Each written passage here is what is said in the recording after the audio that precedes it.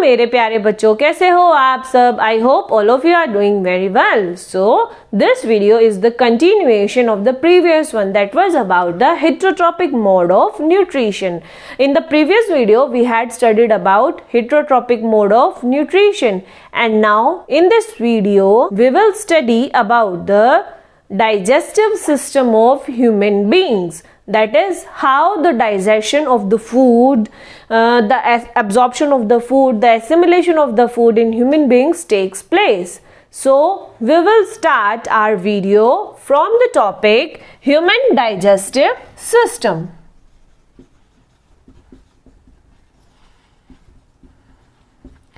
So basically human digestive system, it is the system that, or a system of organs that are involved in the digestion of the food.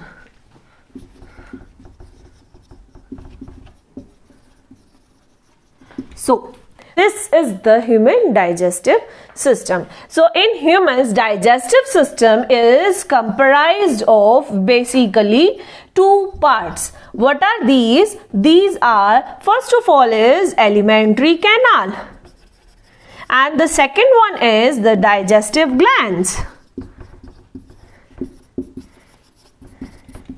In alimentary canal, we will study about the pathway that will be followed by the pathway that will be followed by the food that we intake.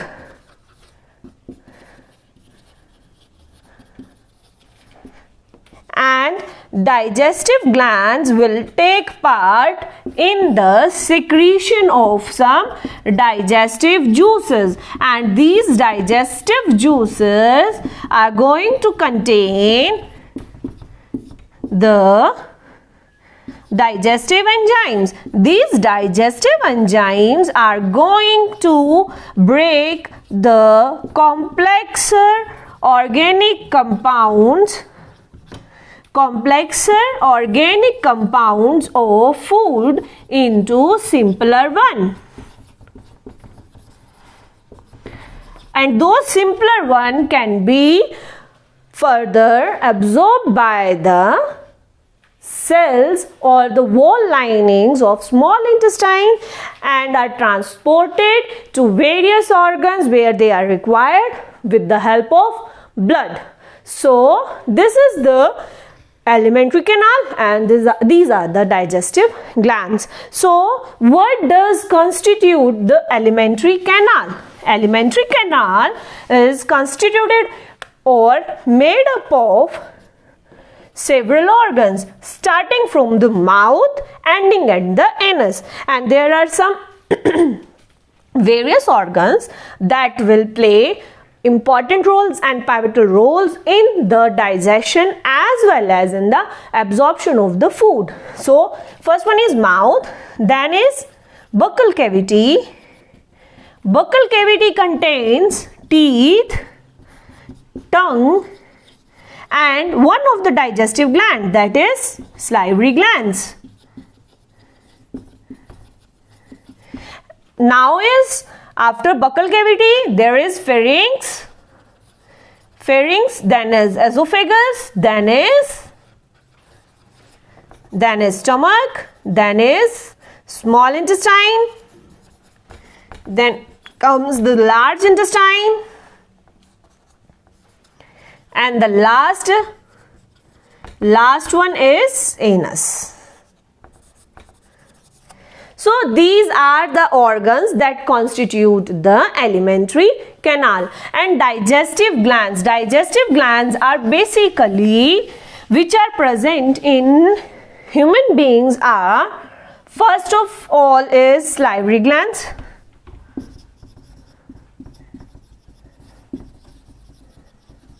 then is liver and gallbladder, and then is pancreas, and the wall of small intestine as well. It also behaves like a digestive gland because it secretes some digestive juices or digestive enzymes that are going to help small intestine to completely digest the food. So this was all about the alimentary canal and digestive glands. This is just the introduction. Now we will start our main or the core topics that are mouth, alimentary canal. First of all we will start with alimentary canal and digestive glands. हम जैसे जैसे alimentary canal में proceed करते जाएंगे ऐसे ऐसे हम अपनी डाइजेस्टिव ग्लैंड्स को भी साथ साथ पढ़ते जाएंगे. In alimentary canal, the very first organ that comes is mouth. Mouth helps the human beings in ingestion or in taking of the food. What do you mean by ingestion? Ingestion is the intaking of the food.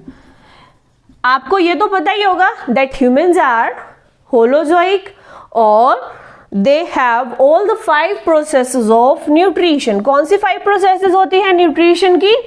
First is ingestion, holozoic nutrition. First is ingestion, then is digestion, then is absorption, then is assimilation, and then is exhaustion. So these 5 steps, 1, 2, 3, 4, 5, these 5 steps are involved in the holozoic nutrition.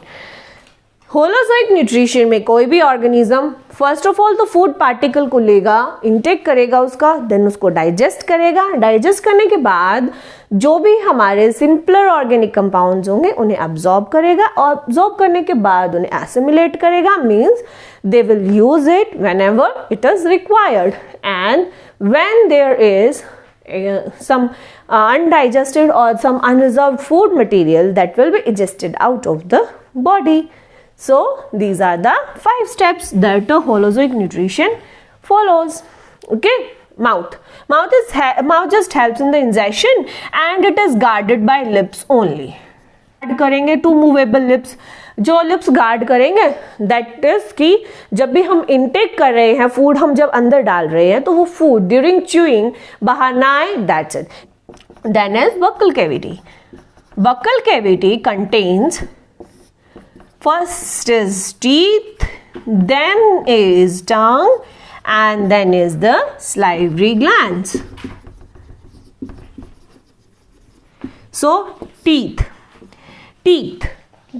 in human beings, जो human beings में दांत होते हैं ना, वो एक तो होंगे हमारे थेकोडोंट यानी जो बोन्स के सॉकेट्स में वो एम्बेडेड होते हैं. See this is the socket of the jaw bone, इसके अंदर हमारा दांत इस तरह से एम्बेडेड रहेगा. So this embedment of the teeth is known as कि जो हमारे दांत हैं उसको वो बना देती हैं फिर थेकोडोंट. दूसरा है डाइफायोडोंट. डाइफायोडोंट माने हमारे लाइफ टाइम में यानी कि एक ह्यूमन बीइंग के लाइफ टाइम में जो टीथ हैं वो 2 सेट्स में अपीयर होते हैं. First is temporary set. Temporary set जो है ये हमारा शुरू होता है 6 months ऑफ द एज से और अप टू 10 years तक हमारे जो दांत हैं वो आते रहते हैं टेम्पररी सेट के. मीन्स टेम्पररी सेट के दांत अपीयर होते रहते हैं up to the age of 10 years starting from the 6 month of as.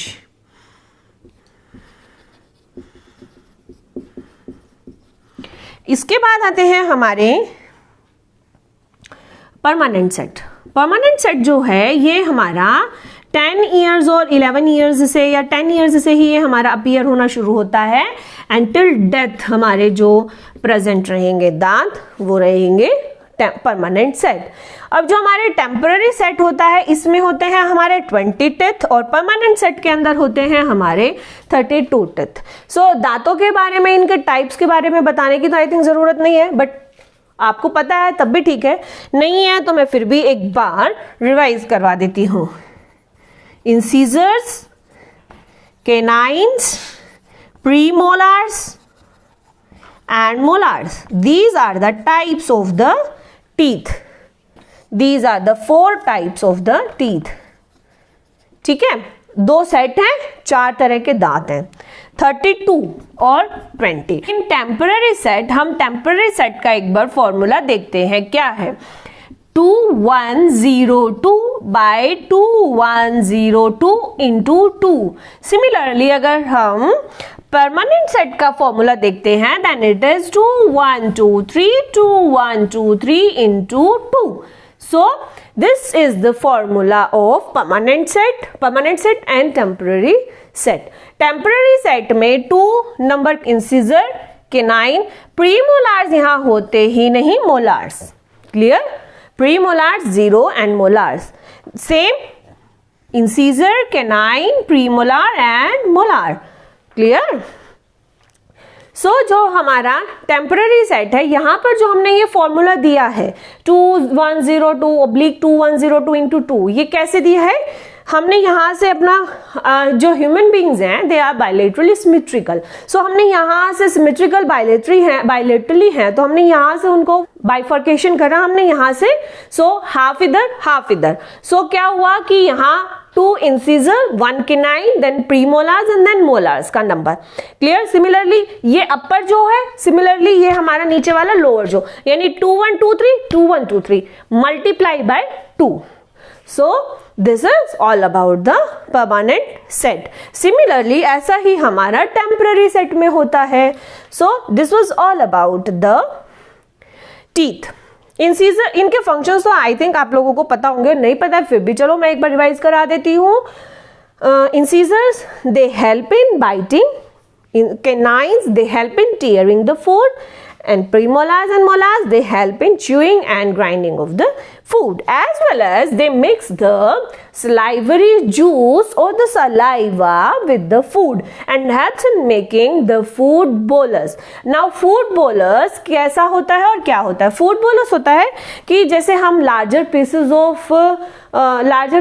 food हम intake करते हैं, so those larger pieces of food are grinded into the smaller ones.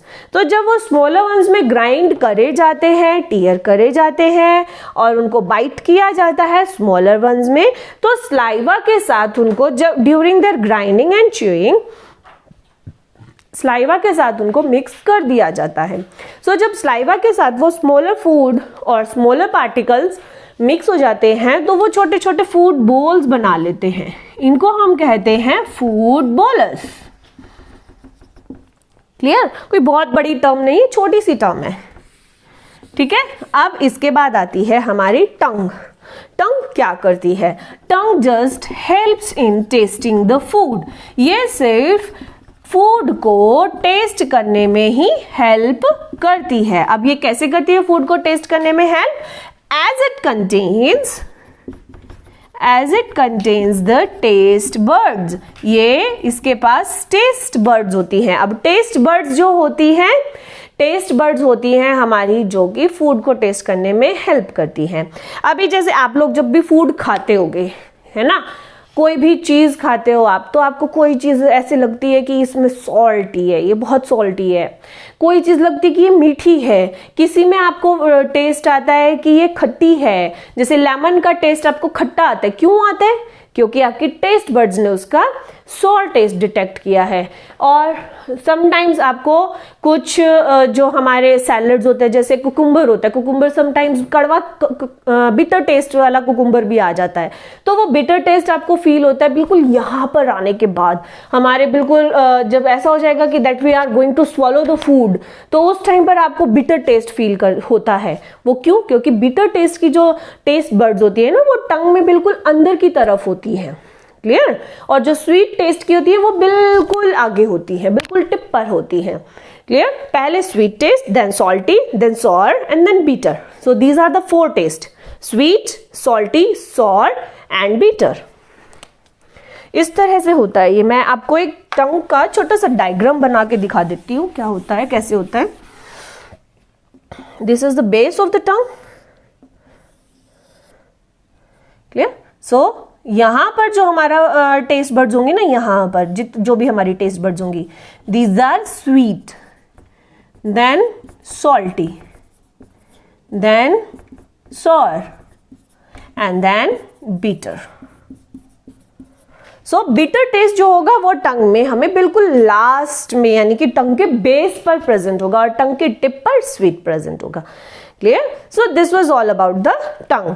टंग एक तो फूड टेस्ट करने में हेल्प करती है, इसके अंदर टेस्ट बड्स होते हैं. दूसरा थर्ड इंपॉर्टेंट फंक्शन जो ये करती है दैट इज कि ये हमारा फूड बोलस को थ्रो करती है. It throws the food bolus. Food bolus is thrown by the tongue. Where? Into the pharynx. Pharynx में ये हमारा थ्रो किया जाता है. अब आता है हमारा स्लाइवरी ग्लैंड्स. स्लाइवरी ग्लैंड्स कहाँ प्रेजेंट होती हैं? अभी जो स्लाइवरी ग्लैंड्स होती है ना, they are basically three pairs.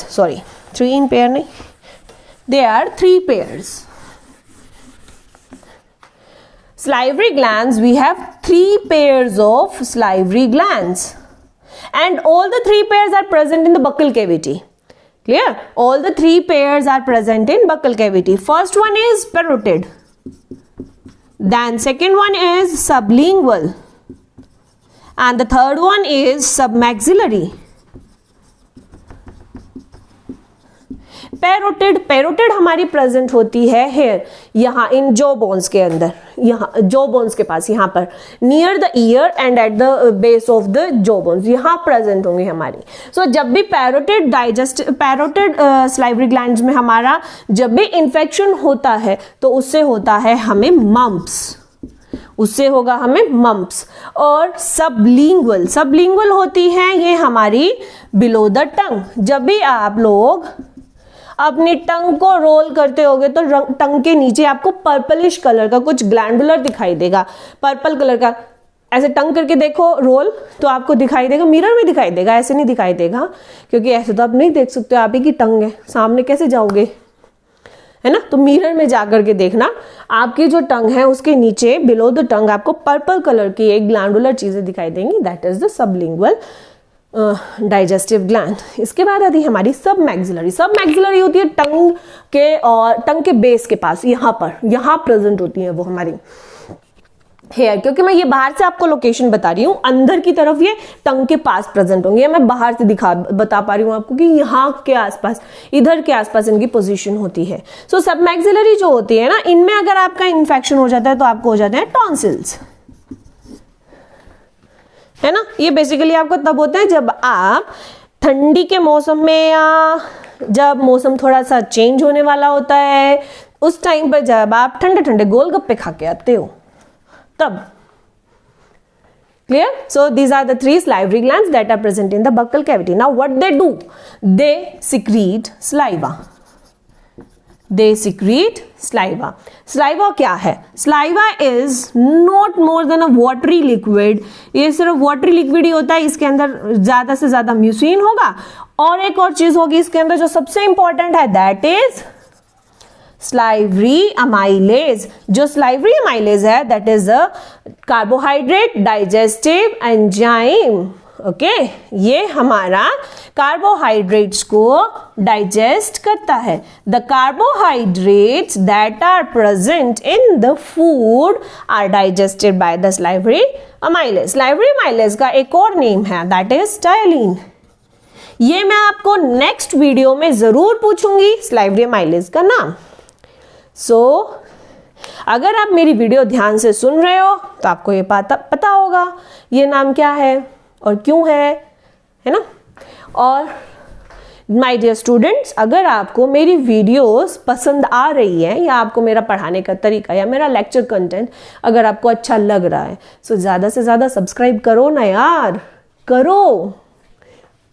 Free of cost है, ये कुछ भी नहीं है इसमें, करो इसको.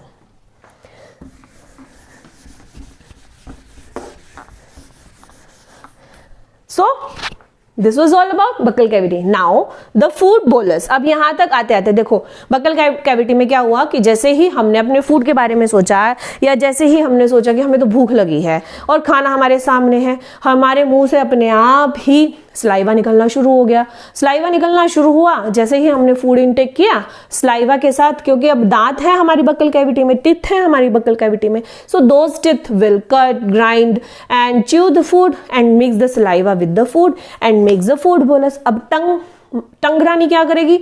टंगरानी उसको पीछे की तरफ फेंक देगी. पीछे की तरफ कहां? अब यहां buccal cavity will and into the pharynx. अब बकल कैविटी जो है वो हमारी ओपन करेगी कहां पर? फेरिंग्स में. सो अब इसको हम करते हैं क्लीन और आगे देखते हैं बकल कैविटी से, दैट इज फेरिंग्स. फेरिंग्स ज्यादा कुछ भी नहीं है, एक कॉनिकल शेप का हमारा ऑर्गन प्रेजेंट होता है. बस फेरिंग्स का मेन काम जो होता है वो काम रहता है ये इसका कि ये गलती से भी फूड को विंड पाइप में जाने नहीं देता. अब कैसे नहीं जाने देता? आपने बहुत बार, छोटे होते भी आपने बहुत बार ये चीजें करी होंगी, सिली सी चीजें, कि आपने मिरर के सामने आप मुंह खोल के खड़े हो just to see the lobe that is hanging in our you can say in the buccal cavity. आप वो लोब देखने के लिए, और कई बार आप लोगों ने उसको टच करने की भी कोशिश करी होगी, है ना, बट वो टच नहीं हो सकती है. ठीक, अब एक चीज देखते हैं कि जो ये लोब है, ये लोब क्या काम करती है? ये लोब काम करती है कि जैसे ही हम फूड स्वालो करते हैं, यानी निगलते हैं, जैसे ही हम फूड स्वालो करेंगे, सो जो ये कॉनिकल शेप का जो ऑर्गन है हमारा, दैट इज फेरिंग्स, ये ग्लोटिस को ये बोलेगा. अब वो जो कॉनिकल जो हमारा लोब लाइक स्ट्रक्चर हैंग होता है ना हमारी बक्कल कैविटी में, उसको बोलते हैं हम ग्लोटिस. तो वो क्या करेगा कि वो हमारी उसको विंड पाइप को कवर कर लेगा ताकि फूड बक्कल कैविटी से कहाँ जाए? फूड पाइप में जाए, विंड पाइप में ना जाए. क्योंकि अगर विंड पाइप में खाना चला गया then tie type is you are done. Clear? So this is about the pharynx. बहुत ज्यादा कुछ नहीं है इसके अंदर. अब pharynx will open into oesophagus. Oesophagus क्या है? एसोफेगस हमारी एक ट्यूब लाइक स्ट्रक्चर है, होलो ट्यूब लाइक स्ट्रक्चर. ये होलो है इसीलिए तो ये फूड को पास ऑन कर देती है कहां तक? स्टमक तक, है ना. एसोफेगस होती है हमारी ये. मेरी ड्राइंग्स थोड़ी भाई खतरनाक ड्राइंग्स हो सकती हैं, so please don't make fun of my drawings. हाँ, इतनी जरूर हो जाएंगी, इतना जरूर क्लीन बना दूंगी कि आप लोगों को बेसिक आइडिया लग जाएगा कि हाँ क्या कहना क्या चाह रही हूं मैं, समझाना क्या चाह रही हूं मैं. सो दिस इज द एसोफेगस. अब एसोफेगस का काम क्या होता है? एसोफेगस का काम जस्ट ये होता है कि ये फूड बोलस जो हमारा बक्कल कैविटी से आया, उस फूड को बक्कल कैविटी से वाया फेरिंग्स होकर के जो आया, उस फूड बोलस को ये स्टमक तक पहुंचाएगी. सिर्फ इतना सा काम है इसका. So it is just a passage tube.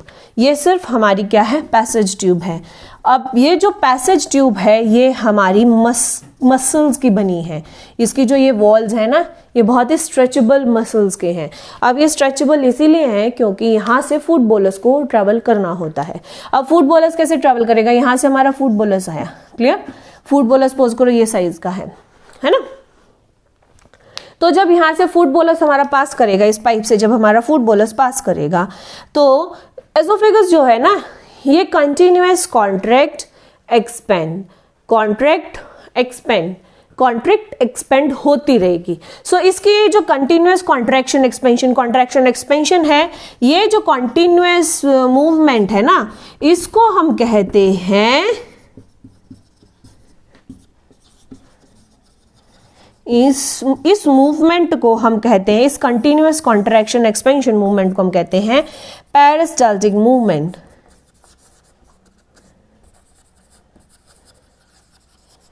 So so जो ये पेरिस्टाल्टिक मूवमेंट्स हैं, these are done in the oesophagus with the help of these muscular walls.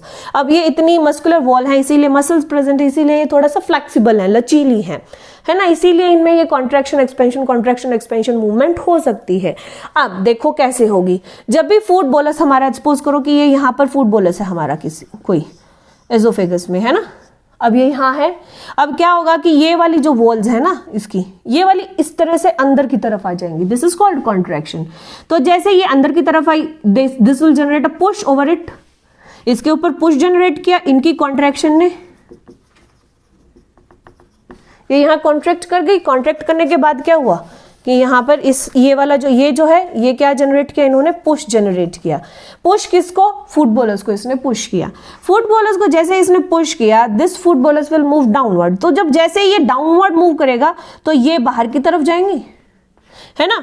जैसे ही सपोज करो जैसे यहाँ पर कोई भी पुश लगा, पुश किया कॉन्ट्रैक्शन से इस तरह से,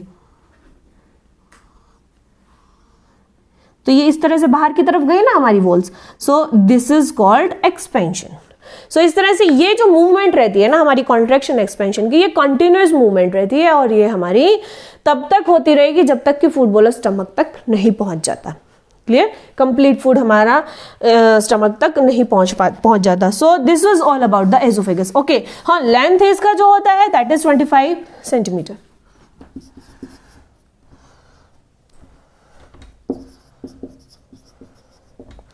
ये हमारा 25 सेंटीमीटर इसका लेंथ होता है।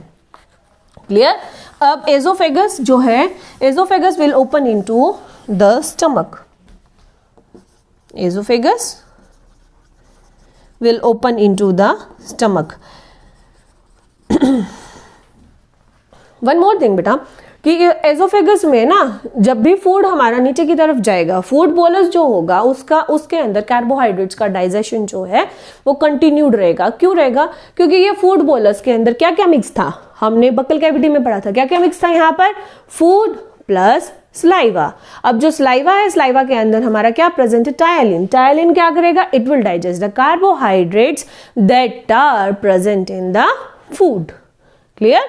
सो this was all about oesophagus. अब बात आती है हमारी स्टमक की। अब जो स्टमक है,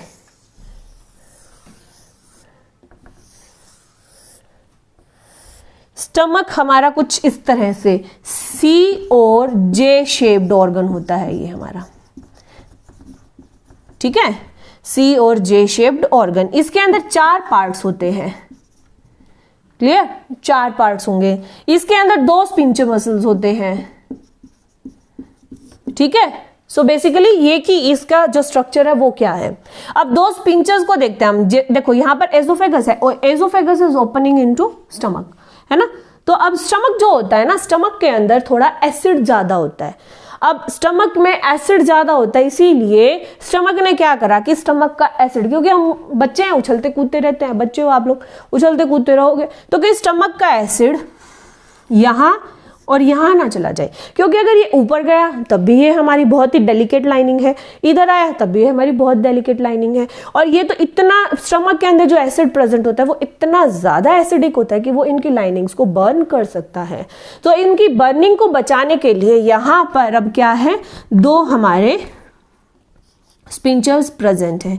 These pinchers what they will do, these pinchers will block the entry of content of the stomach into the esophagus and into the small intestine as well. अब देखते हैं हमारे ये तो 2 स्पिंचर्स हो गए। इन स्पिंचर्स के नाम हम तब पढ़ेंगे जब हम 4 पार्ट्स स्टमक के पढ़ेंगे कौन से हैं। जो ये वाला हिस्सा है स्टमक का, this part is known as the crown and this part is also known as the fundus. अब ये वाला जो हिस्सा है जहां पर हमारा, ये वाला जो हिस्सा है जहां पर हमारा एजोफेगस ओपन कर रहा है, कहां, स्टमक में, उसको हम कहेंगे कार्डियक। इसको हम कहेंगे कार्डियक। अब कार्डियक हिस्से में अगर हमारा ये स्पिंचर आ रहा है तो इस स्पिंचर मसल का क्या नाम होगा, इसका स्पिंचर का नाम होगा cardiac sphincter. Very good. Fundus का बेसिक काम क्या होगा, it is storing the gas. ये गैस स्टोर करता है। अब ये वाला जो हिस्सा है स्टमक का, this whole portion is known as the body of stomach. Now this portion is known as the pyloric part. ये यहाँ पर जो हमारा प्रेजेंट है दैट इज पाइलोरिक पार्ट। अगर पाइलोरिक पार्ट है तो यहाँ पर स्पिंचर प्रेजेंट है तो उसको हम क्या कहेंगे? Very good, pyloric sphincter. ये स्पिंचर कौन सा होगा हमारा? Pyloric sphincter.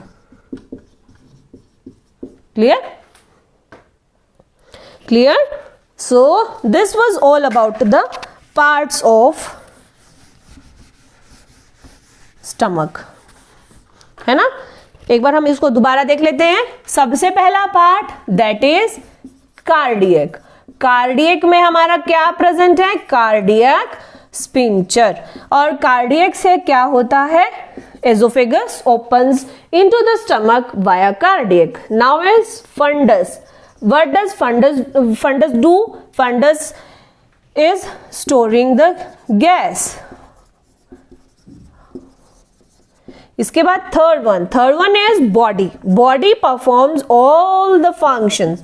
और यू कैन से कि जितना भी हमारा स्टोरेज का फंक्शन हो रहा है वो सारा हमारा यहीं पर ही हो रहा है, स्टोरेज का भी। और यहाँ पर हमारे जितने भी गैस्ट्रिक रगे। अच्छा, एक और चीज बेटा कि जब भी गैस्ट्रिक नाम आएगा then it means it is related with stomach only. यहाँ बॉडी के अंदर हमारे गैस्ट्रिक रगे प्रेजेंट है। रगे क्या होते हैं? These are the infolds of the skin. These are the infolds of skin. Clear? इसके बाद आता है हमारा fourth part that is pyloric. इसके बाद आता है हमारा पाइलोरिक पार्ट। पाइलोरिक पार्ट क्या है? पाइलोरिक पार्ट पर हमारा stomach is opening into the small intestine. So this was all about the parts of the stomach. Now we will study what does the stomach do. अब stomach के अंदर basically I am cleaning this portion. I hope all of you have written down और had made the notes what I taught you in this lecture, hopefully, है ना? अगर आपको समझ में आ रहा है ना बेटा, so it will be very good for all of you that you all make the notes while learning. और when I am teaching you on the board, so मैं सेंटेंसेस भी अगर लिख रही हूँ तो इसीलिए ही लिख रही हूँ कि आप अपने नोट्स साथ साथ बनाते रहो, ठीक है? वैसे एक नोट्स का लिंक मैं आपको अपनी वीडियो के एंड में, वीडियो के डिस्क्रिप्शन बॉक्स में ज़रूर शेयर करूँगी, so please check this out. Okay, now stomach में बेसिकली क्या होता है? हमने अभी यहाँ पर जब पढ़ा था इन स्पिंचेस के बारे में, तो मैंने आपको बताया था कि स्टमक के अंदर एसिड प्रेजेंट होता है। तो वो एसिड एसिड का नाम होता है हाइड्रोक्लोरिक एसिड। और ये डाइल्यूटेड फॉर्म में नहीं, यानी कि डाइल्यूटेड यानी कम स्ट्रॉन्ग नहीं, ये बहुत स्ट्रॉन्ग एसिड प्रेजेंट होता है। इसका पीएच जो होगा 2 to 2.5 तक हो सकता है और 2 से कम भी जा सकता है sometimes. Clear? Basically 2 to 2.5 acid का पीएच रहेगा। इसके बाद एसिड सबसे पहली चीज। दूसरी चीज क्या होगी इसके अंदर? That is mucus. और थर्ड चीज इसके अंदर क्या होगी? That is pepsin. So basically stomach के अंदर हम ये तीन चीजें ही पढ़ेंगे। अब जो ये तीन चीजें हैं इनमें से एसिड के बारे में हम अभी देखते हैं कि एसिड क्या है।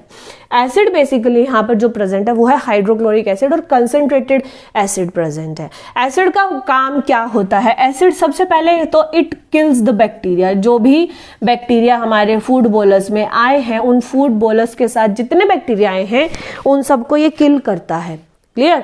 दूसरा, it makes the environment acidic, है ना? एनवायरमेंट को एसिडिक करता है ये। किसके एनवायरमेंट को? किसके? स्टमक के एनवायरमेंट को, यानी कि गैस्ट्रिक एनवायरमेंट को ये एसिडिक करता है। और थर्ड, ये हमारा पेप्सिनोजन। पेप्सिनोजन क्या है? Inactive form of enzyme. Inactive form of enzyme pepsin. Pepsin का इनएक्टिव फॉर्म होता है, ये पेप्सिनोजन को पेप्सिन में कन्वर्ट करता है। ठीक है, ये है हमारा एसिड का फंक्शन। अब क्योंकि इतना स्ट्रॉन्ग एसिड है ना, इतना स्ट्रॉन्ग एसिड हमारा प्रेजेंट है अगर स्टमक वॉल में, सो इट कैन किल और it can harm our stomach lining. ये हमारी स्टमक लाइनिंग को भी हार्म कर सकता है। सो हमारी स्टमक लाइनिंग को ये हार्म ना कर पाए, उससे एसिड से स्टमक लाइनिंग को बचाने के लिए यहाँ पर ये हमारा म्यूकस सिक्रीट किया जाता है।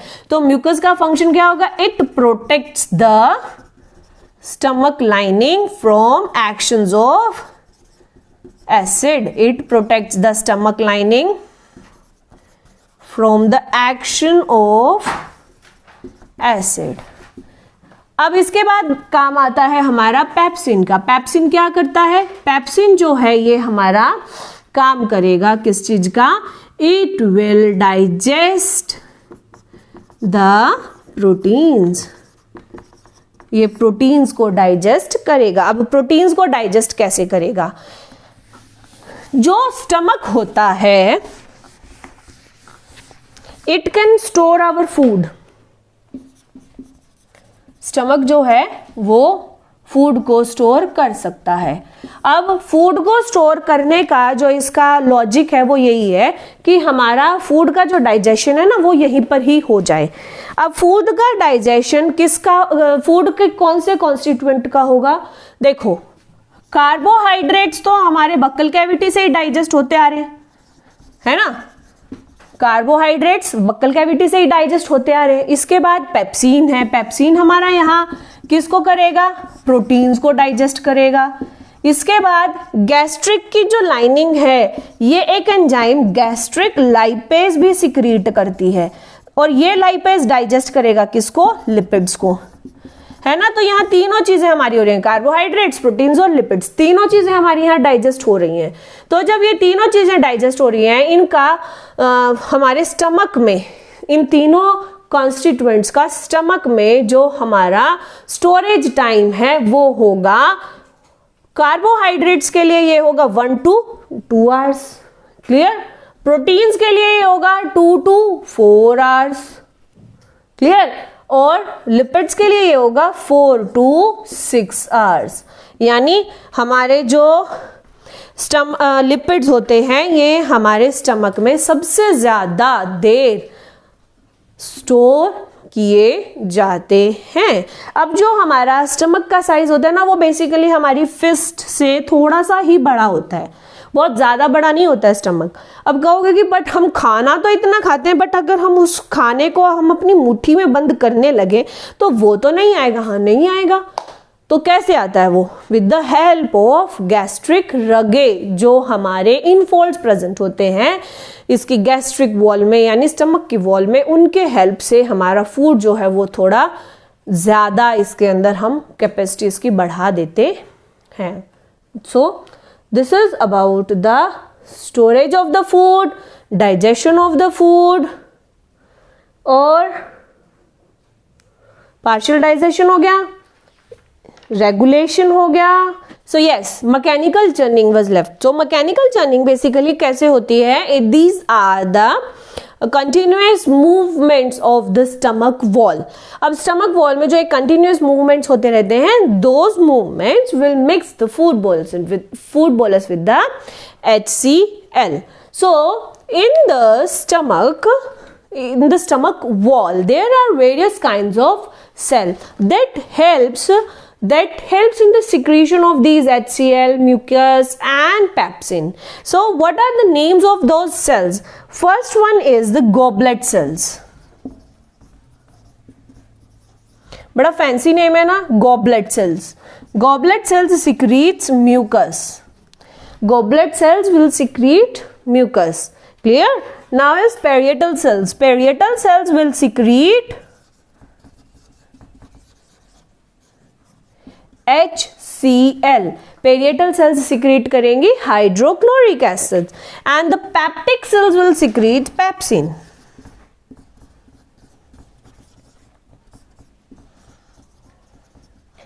So this was all about the secretion of the digestive juices that are present in the stomach or the gastric juices. Okay, हाँ, one more thing, there is a term named gastric juice. अब जो gastric juice होता है वो इन तीनों secretions के collective mixture को हम कहते हैं गैस्ट्रिक जूस. अभी हम देखते हैं एक बार कि पेप्सिन जो है ये हमारा डाइजेस्टिव एंजाइम कैसे है. डाइजेस्टिव एंजाइम ये ऐसे है कि हमारे फूड के अंदर जो भी प्रोटीन प्रेजेंट होता है by the action of the pepsin. अब जो ये पेप्सिन है, ये पेप्सिन भी कहाँ से आया? It comes from the pepsinogen. Pepsinogen plus HCl. जैसे ही पेप्सिनोजन के साथ यानी पेप्सिनोजन की सिक्रीशन हुई, HCl वहां प्रेजेंट है, HCl ने पेप्सिनोजन को किस में कन्वर्ट कर दिया? पेप्सिन में. अब पेप्सिन क्या करेगा? प्रोटीन्स पर एक्ट करेगा और उसको कन्वर्ट कर देगा किस में? पेप्टोन्स में. क्लियर? उसको कन्वर्ट कर देगा ये पेप्टोन्स में. यहां से ये पेप्टोन्स, इसके बाद these peptones will be digested will be digested into amino acids. So in this way, here the digestion of proteins takes place, as well as gastric lipase is also present in gastric juice. Gastric lipase क्या करेगा? हमारा lipids को digest करेगा. It will digest the lipids. Lipids digest होने के बाद क्या बनाएंगे? Fatty acids and glycerols. अब ये दोनों क्या हैं? इन दोनों से मिलकर ही हमारे क्या बने हैं? लिपिड्स बने हैं. So is this clear to all of you now? I hope मैंने यहां तक आप लोगों को एवरी पॉइंट क्लियर किया होगा. अब इसके बाद जैसे ही यहाँ पर पार्शियल डाइजेशन कंप्लीट हो जाता है, स्टमक से हमारा फूड पाइलोरिक स्पिंचर के थ्रू कहाँ एंटर कर जाएगा? हमारी स्मॉल इंटेस्टाइन में. अब जो स्मॉल इंटेस्टाइन है, what will that do? Small intestine will help in the complete digestion. यहां ये एसोफेगस एंड करी हमारी कहाँ? स्टमक में. तो स्टमक यहां पर ही हमारा एक सी शेप बना देता है ना? ये क्लियर? In this way. अब यहां पर हमारी एक क्या प्रेजेंट होती है? लीवर. इतना ज्यादा नहीं बनाना, ये बस. ये हमारा यहाँ पर गॉल ब्लैडर है और ये यहाँ पर हमारा लीवर है. थोड़ा कॉनिकल शेप में बनेगा ये, ऐसे. कॉनिकल तो अभी भी नहीं है बट इसको कॉनिकल बना लेना समझ. ठीक है? ये है हमारा लीवर और ये लीवर यहां हमारी प्रेजेंट है क्या? पैनक्रियास.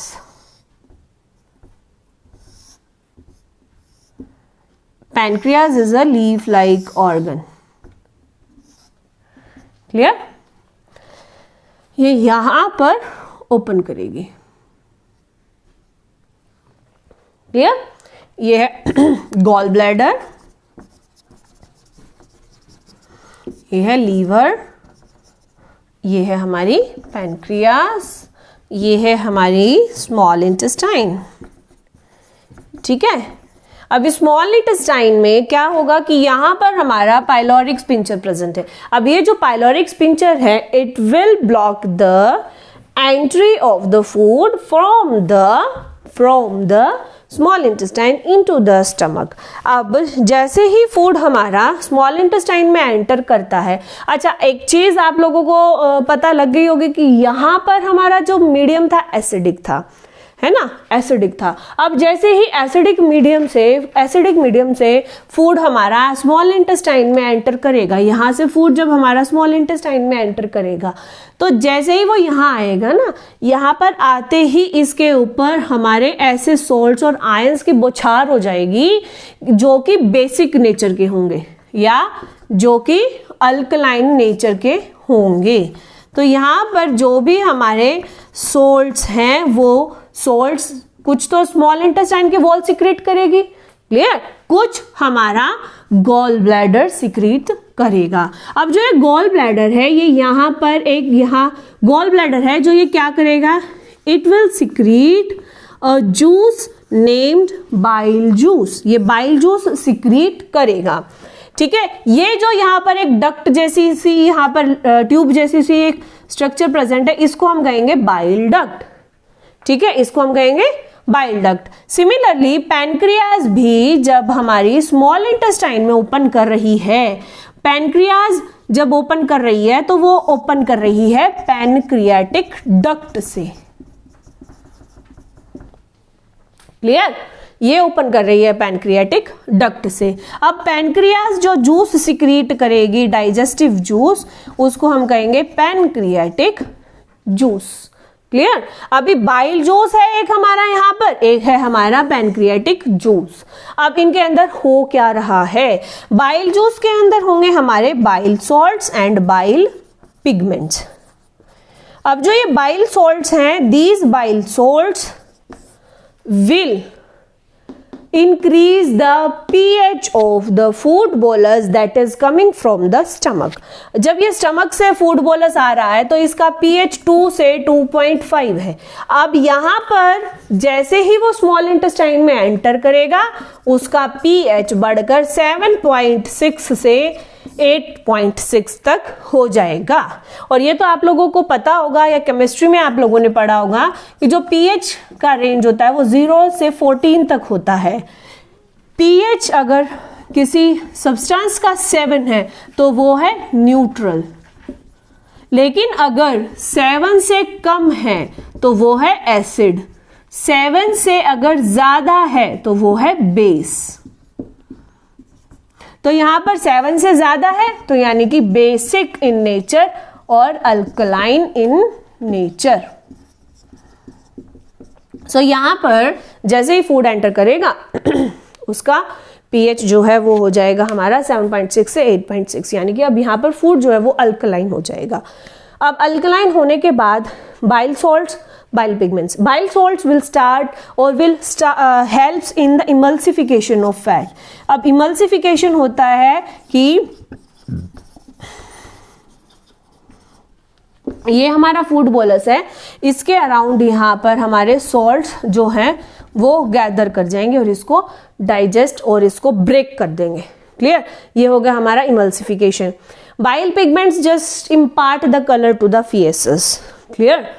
इसके बाद आता है हमारा फीसेस माने एक्सक्रीटा। इसके बाद आता है हमारा दैट इज पैनक्रियाटिक जूस, जो कि सबसे इंपॉर्टेंट है। पैनक्रियाटिक जूस के अंदर हमारे पास जैसे बाइल जूस में सिर्फ बाइल सॉल्ट्स और बाइल पिगमेंट थे, लेकिन गैस्ट्रिक जूस पे HCl, म्यूकस, पेप्सिन, गैस्ट्रिक लाइपस, बहुत सारी चीजें थी। सिमिलरली पैनक्रियाटिक जूस के अंदर हमारे प्रेजेंट होंगे क्या क्या, सेवरल एंजाइम्स। अब वो एंजाइम्स क्या होंगे, पैनक्रियाटिक तो हर किसी के साथ ही रहेगा। सो मैं यहाँ पर पैनक्रियाटिक ऊपर लिख दिया मैंने। अब अमाइलेज, पैनक्रियाटिक अमाइलेज, इसके बाद पैनक्रियाटिक प्रोटीएज और protein digesting enzymes, pancreatic lipase, all these are the enzymes that are present in the pancreatic juice. Amylase will help in the complete digestion of carbohydrates. Protease will help in the complete digestion of proteins. Lipase will help in the complete digestion of lipids. Clear? अब देखते हैं कि small intestine में, ये तो हमने अंदर का उसका मीन्स उसके अंदर क्या कुछ चीजें हो रही हैं, कैसा हो रहा है, वो सब हमने देख लिया। अभी हम देखते हैं कि इसका स्ट्रक्चर बेसिकली है कैसा। जो स्मॉल इंटेस्टाइन है ना, ये हमारी बहुत ही highly coiled tube like structure होती है, जो अंदर से बहुत ही होलो होती है। लेकिन इस अंदर इसकी जो वॉल होती है ना, इस पर यहाँ पर हमारे फिंगर लाइक प्रोजेक्शन भी होती है, लीफ लाइक प्रोजेक्शंस भी होती हैं। इस तरह से वॉल पर हमारे क्या प्रेजेंट रहते हैं, यहाँ पर फिंगर लाइक प्रोजेक्शंस प्रेजेंट रहती है। अब जो ये फिंगर लाइक प्रोजेक्शंस है, इन्हें हम कहते हैं विलाई। अब इन विलाई का काम क्या होता है, विलाई, VILLI, ये क्या है, फिंगर लाइक प्रोजेक्शंस। अब ये काम क्या करती हैं, ये एब्जॉर्प्टिव सरफेस एरिया बढ़ा देती हैं, है ना। अब इसको हम देखते हैं ऐसे, देखते हैं अभी। देखो एक तो हमारी ये लाइनिंग है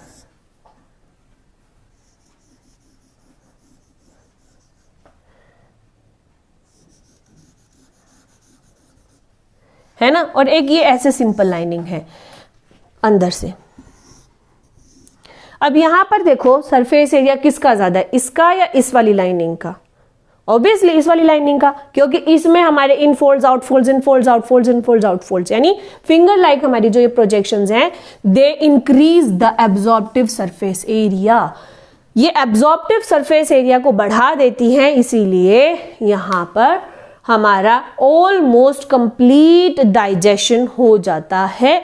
डाइजेशन के साथ साथ एब्जॉर्प्शन भी यहाँ पर शुरू हो जाता है। तो होलोजोइक न्यूट्रिशन की यहाँ पर बेसिकली 2 स्टेप्स होंगी, एक तो डाइजेशन कंप्लीट होगा यहाँ पर, क्लियर, और दूसरा क्या, एब्जॉर्प्शन यहाँ पर हमारा शुरू हो जाएगा। अब जो इंटेस्टाइन की लेंथ होती है वो होती है up to 7 metre.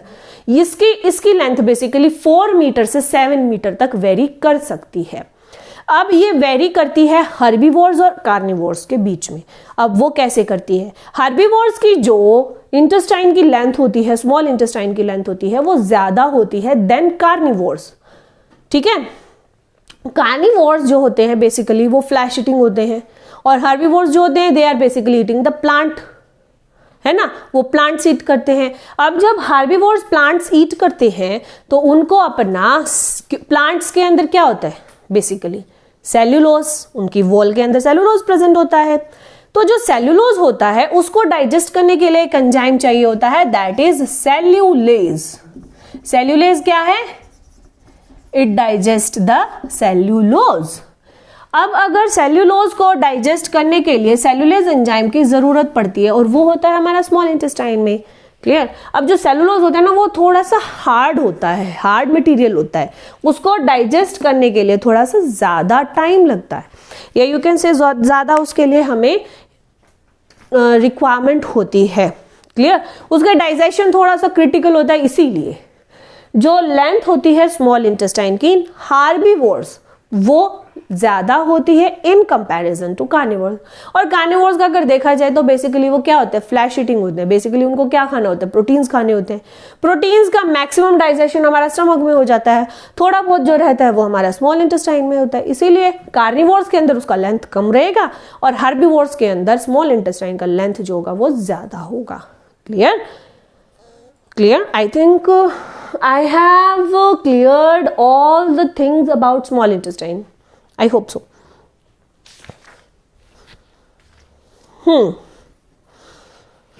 One more thing. These villi, about these villi are filled with the blood vessels. In villi के अंदर ये क्या है, हमारी villi है। इन villi के अंदर क्या होती है, हमारी blood vessels होती हैं, और साथ साथ lymphatic vessels भी होती है। अब जो ये ब्लड वेसल्स और लिम्फेटिक वेसल्स होती हैं ये बेसिकली करेंगी क्या, they will help in the absorption of the fat as well as they will help in the absorption of the all nutrients that were present in the food। आर नहीं वर, क्योंकि अब तो खाना डाइजेस्ट हो चुका है, अब तो उसको absorb करना है, clear. So this was all about the villi as well as this was all about the small intestine। अब small intestine के बाद food जो है that will enter into the large intestine। अब large intestine में क्या होगा, अच्छा एक बात पता है आप लोगों को कि लार्ज इंटेस्टाइन को लार्ज इंटेस्टाइन क्यों कहते हैं जबकि वो स्मॉल इंटेस्टाइन से छोटी होती है लेंथ में? पता है किसी को कि हम लार्ज इंटेस्टाइन को लार्ज क्यों कहते हैं जबकि स्मॉल इंटेस्टाइन लेंथ में ज्यादा होती है उससे? सोचो सोचो।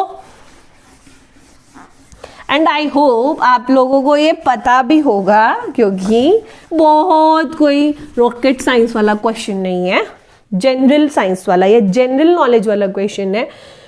लार्ज इंटेस्टाइन का जो डायमीटर होता है वो स्मॉल इंटेस्टाइन से ज्यादा होता है, इसीलिए इसको लार्ज इंटेस्टाइन बोला जाता है। लेंथ भले ही इसकी स्मॉल इंटेस्टाइन से कम हो, अच्छा अब इसकी लेंथ कितनी होगी, इसकी लेंथ होगी अप्रोक्सीमेटली 1.5 मीटर्स, है ना, 1.5 मीटर्स। अब ये कैसे प्रेजेंट होती है, ये क्वेश्चन मार्क की फॉर्म में प्रेजेंट होती है, ठीक है। अब क्वेश्चन मार्क की फॉर्म में कैसे होती है देखो, अब इसके लिए मुझे पूरा डाइजेस्टिव सिस्टम का डायग्राम ड्रॉ करना पड़ेगा, चलो करते हैं।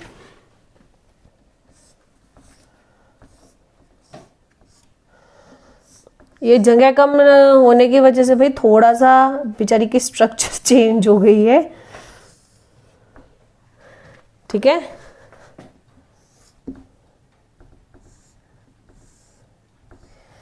स्मॉल इंटेस्टाइन हमारी कॉइल्ड फॉर्म में यहाँ प्रेजेंट होगी, हाईली कॉइल्ड होगी वो।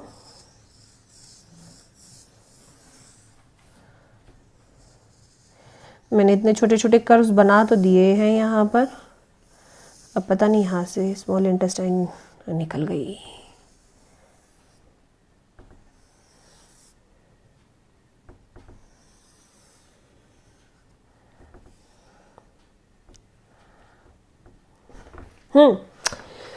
सो स्मॉल इंटेस्टाइन हमारी लार्ज इंटेस्टाइन में यहाँ पर ओपन करेगी, क्लियर।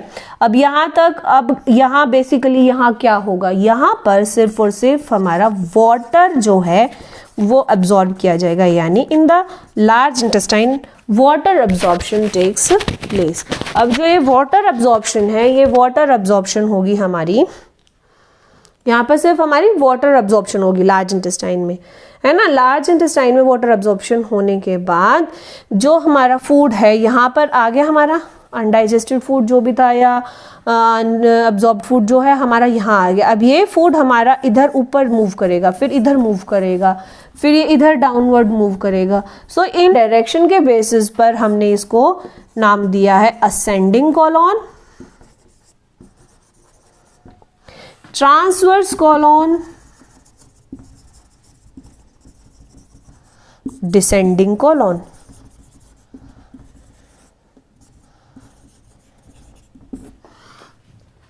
ठीक है, ascending column, transverse column, descending column, clear. अब इसके बाद आता है हमारा ये एक लोब लाइक स्ट्रक्चर, इसको हम बोलते हैं वर्मीफॉर्म अपेंडिक्स। वर्मीफॉर्म अपेंडिक्स जो है ये एक वेस्टिजियल ऑर्गन है। वेस्टिजियल ऑर्गन यानी ये हमारा प्रेजेंट तो है बॉडी में, लेकिन इसका कोई फंक्शन नहीं है।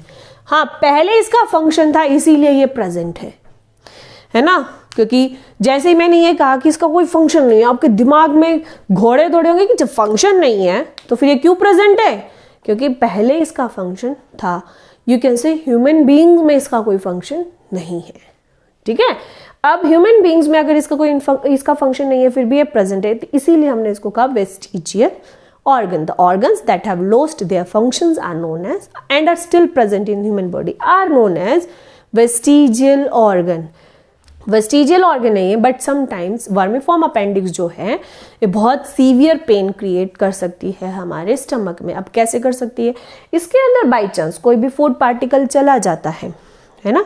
अब फूड पार्टिकल इसके अंदर चला गया और हमारी ह्यूमन बॉडी में तो पता नहीं कितने बैक्टीरिया अंदर प्रेजेंट है ना, क्योंकि इतने सारे बैक्टीरिया ह्यूमन बॉडी के अंदर प्रेजेंट है। सब कैसे भी करके कोई भी बैक्टीरिया अगर यहाँ पर हमारा कॉलोनी बना लेता है और यहाँ पर इन्फेक्शन क्रिएट कर देता है, तो वो इन्फेक्शन क्रिएट होने की वजह से ये पेन करने लगती है, और ये इतना सीवियर पेन करने लगती है कि हमें इसे रिमूव कराना पड़ता है। तो उस केस में हम इसको बोलते हैं अपेंडिसाइटिस, यानी अपेंडिक्स को रिमूव करा दिया, रिमूवल ऑफ अपेंडिक्स, क्लियर। अब इसके बाद हमारा जैसे जैसे फूड हमारा ट्रेवल करेगा असेंडिंग, ट्रांसवर्स, डिसेंडिंग में, वैसे वैसे हमारा वाटर एब्जॉर्प्शन और भी कुछ भी जो भी अनअब्जॉर्ब फूड रहता है हमारा वो अब्जॉर्ब होता चला जाएगा। And finally when the food reaches at the rectum it is ready for the ingestion. So through the anus it will be ingested out. Clear? So यहाँ तक जो हमारा फूड था, यानी ये जो हमारा था, एलिमेंट्री कैनाल, डाइजेस्टिव ग्लैंड्स, यानी जो भी सिस्टम हमने अभी ये पढ़ा, this was all about the digestion of food.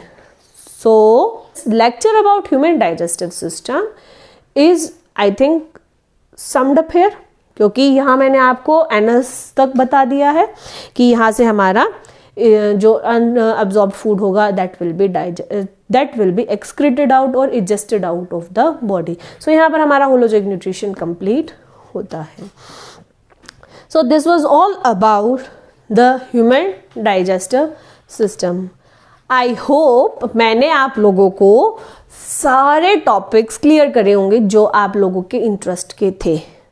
अब मैंने अगर क्लियर करें आपके इंटरेस्ट के टॉपिक्स, तो मेरी भी वीडियो को थोड़ा सा लाइक सब्सक्राइब कर दो यार, कर दो इसको.